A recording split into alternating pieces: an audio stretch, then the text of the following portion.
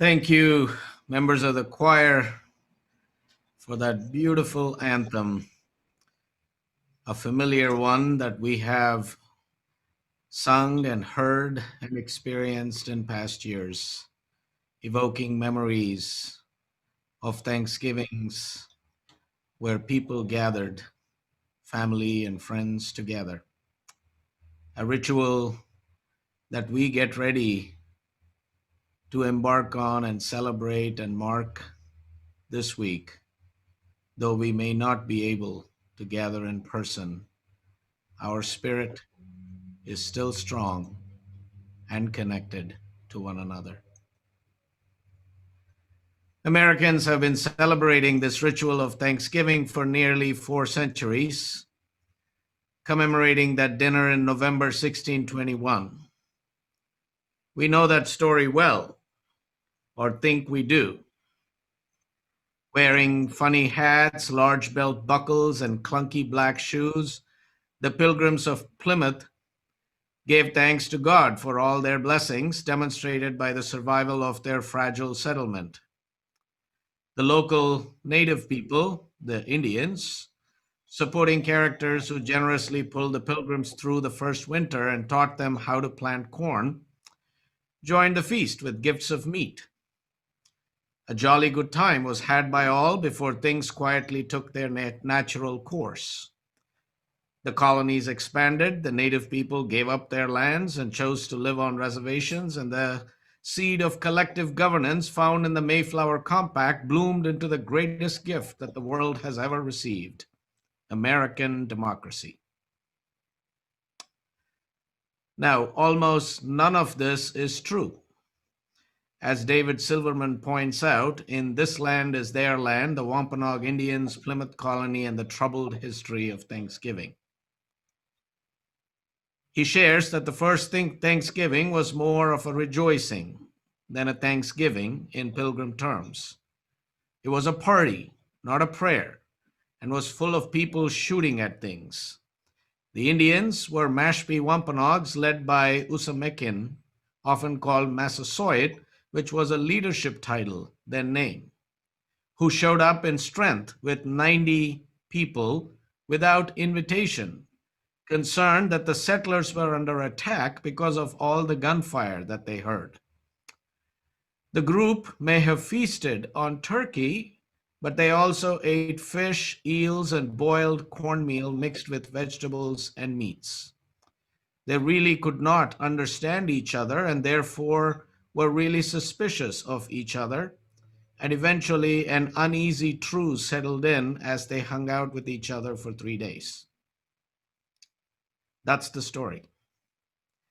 Now, the Pilgrims, who were part of a Puritan sect, had set sail on September 16, 1620, from Holland on the ship called the Mayflower for the New World, hoping to settle on the land claimed by the Virginia Company on the eastern coast of what is now the United States. There were 102 passengers aboard, 41 of whom identified as pilgrims. The rest were called strangers. They were servants, merchants, craftsmen, farmers, and hired workers who were needed to help build the new colony. Now, on November 11th, the ship anchored off the coast of Provincetown.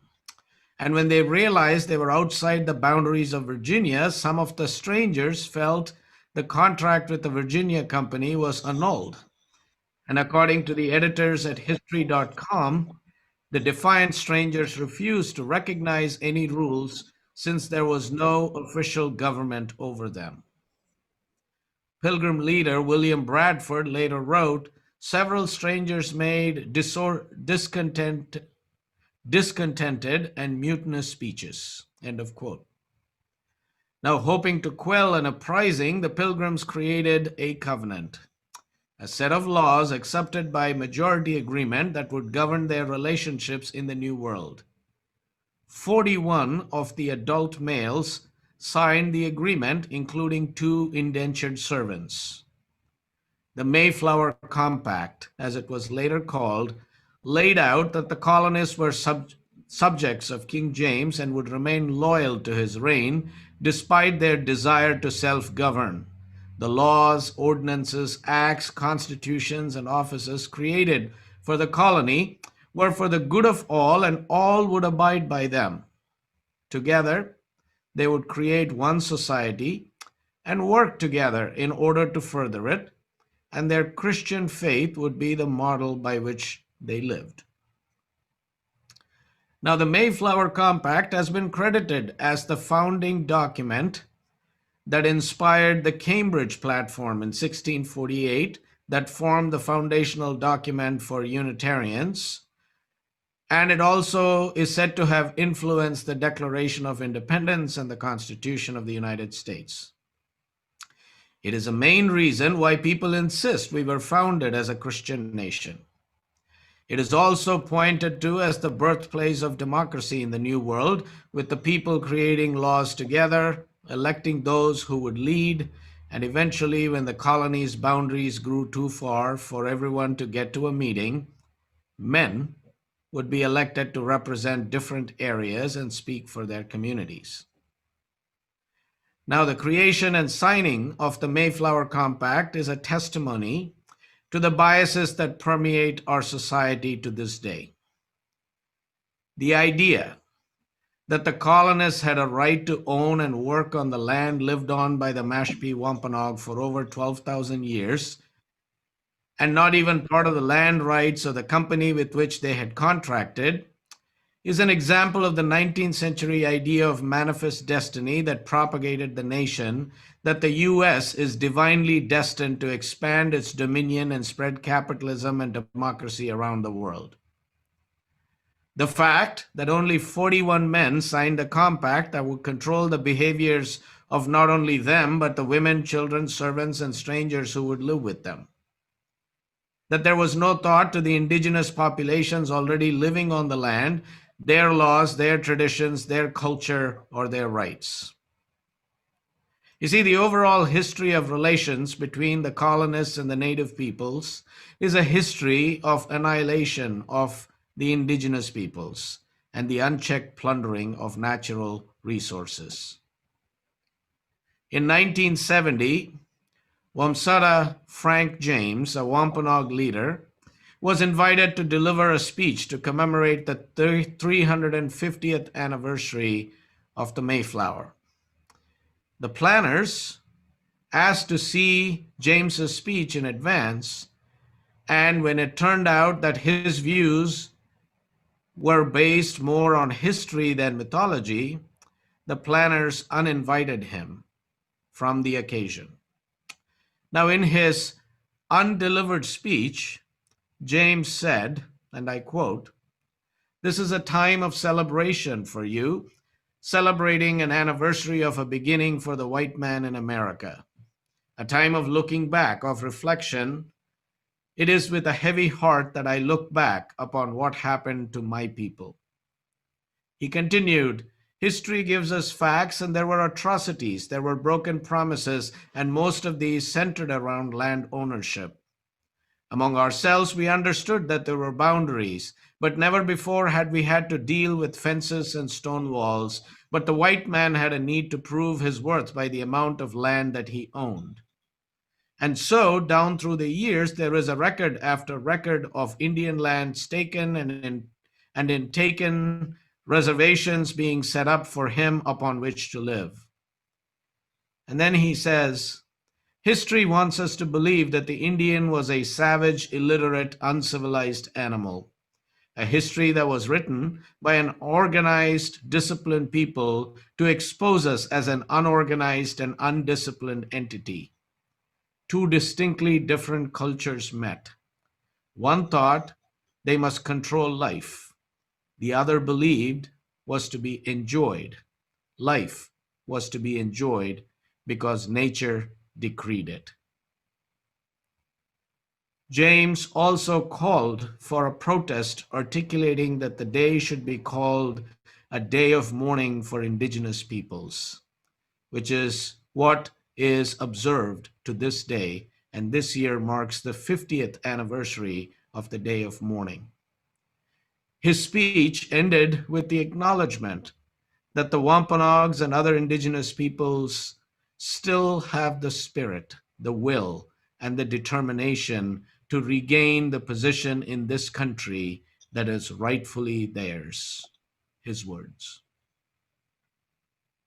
We, as a nation, are culpable for having shaped what one-sided, skewed information we have from the European refugees into a neat, self-serving myth of national origin. And that myth now has been repeated and enacted so often that everything that happens in that story seems inevitable, if not divinely ordained.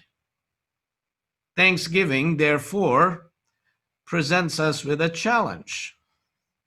How do we honor the real story of Thanksgiving with intention and authenticity, with humility and gratitude? How do we deconstruct an ideology that has long since metastasized into popular history? Silverman begins his book with a plea for the possibility of a critical history. It will be hard on the living, he warns, because this approach questions the creation stories that uphold traditional social orders, making the heroes less heroic and asking readers to consider the villains as full and complicated human beings. Nonetheless, he says, we have an obligation to try. And as Unitarian Universalists, who affirm and promote a responsible, free, and disciplined search for truth and meaning, we have a spiritual obligation to try. And we might begin by learning our own history and connection to the mythology about Thanksgiving and wrestling with this history of which we are a part. In a recent letter to congregational leaders, UUA President, the Reverend Susan Frederick Gray, refers to a business resolution that was passed by the UUA General Assembly in 2016 that called Unitarian Universalists to pay special attention to our history and rethinking Thanksgiving. She writes, and I quote, "Historically, UU ministers were instrumental in creating this US holiday and the Pilgrims and the Indians pageant tradition that roots the holiday in an historically inaccurate and harmful colonial narrative. Many UU congregations in New England can trace their lineage directly back to early settler congregations that had a role in the genocide of Native communities. As a religious tradition," she says, "we cannot decide who we will be without reckoning with the truth of who some of our ancestors were." So, this Thanksgiving is a time for us to remember the dreams of the European refugees fleeing religious persecution who emigrated here. A way of remembering the dependencies they quickly discovered on this wide open non-European landscapes. It is a time to remember that these European settlers took land that was already occupied by force and deception from the native peoples, whose foods they ate when theirs would not grow enough to sustain them, and whose lives and livelihoods they sought to control and destroy. It is a time to recall that a year before the Mayflower landed, a ship sailed into the muddy harbor of Jamestown, Virginia on August 3rd, 1619, and the captain exchanged human cargo for food, and 20 Africans stepped ashore on this land, the first of the greatest forced migration, unwilling and fettered, to this continent that created the pandemic of systemic racism that continues to rage to this day. This Thanksgiving, a day already marked by many indigenous peoples as a day of mourning, is a time for us to remember that families across the country will mourn the loss of more than 255,000 loved ones from COVID-19. It is a time to remember that many will not be able to gather in person with family and friends, that many will be spending the day isolated and alone because of the virus that is spreading like wildfire across the country. It is a time to remember that millions of people will not have enough to eat or go hungry this Thanksgiving Day after months of unemployment, cuts in wages, and the government's immoral failure to pass a comprehensive relief package. This Thanksgiving can be a time looking upon these things to grow silent before the meal, recognizing in it the labor of all those who have brought us to this day, those who labored by choice, privilege, and intention, and those who had no choices about where they would work or for whom or when, and who got to keep nothing of their work. It can be a time to grow silent in the face of all that we have that others do not, and feeling some responsibility and accountability in the silence to alter the balance of things. It can be a time to remember that we can connect in gratitude and celebrate abundance without celebrating an ahistorical colonial story. It can be a time to acknowledge and be grateful for the cycles, seasons, struggles, and the challenges of our lives, and still being able to come through with resilience and perseverance to once again this season of harvest and thanksgiving.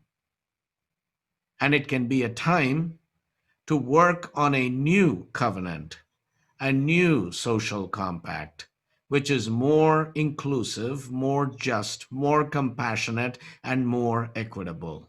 A covenant to help us rebuild the beloved community. So, friends, let us go forward in remembrance and mourning, gratitude and thanksgiving.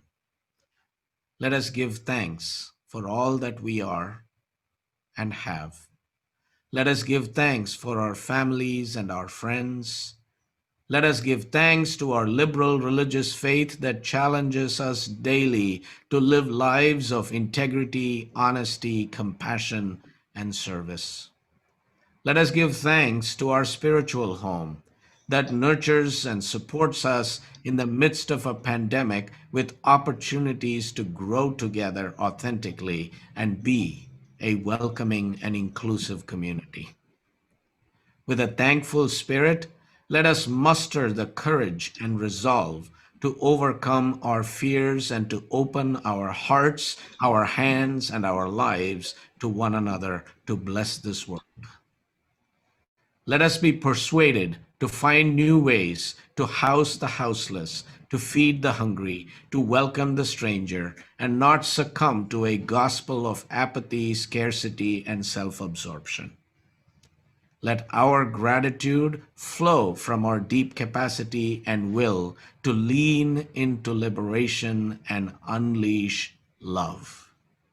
And let us be about our work, our ongoing work for restoration and renewal to aid in creating a world made whole with all her people one.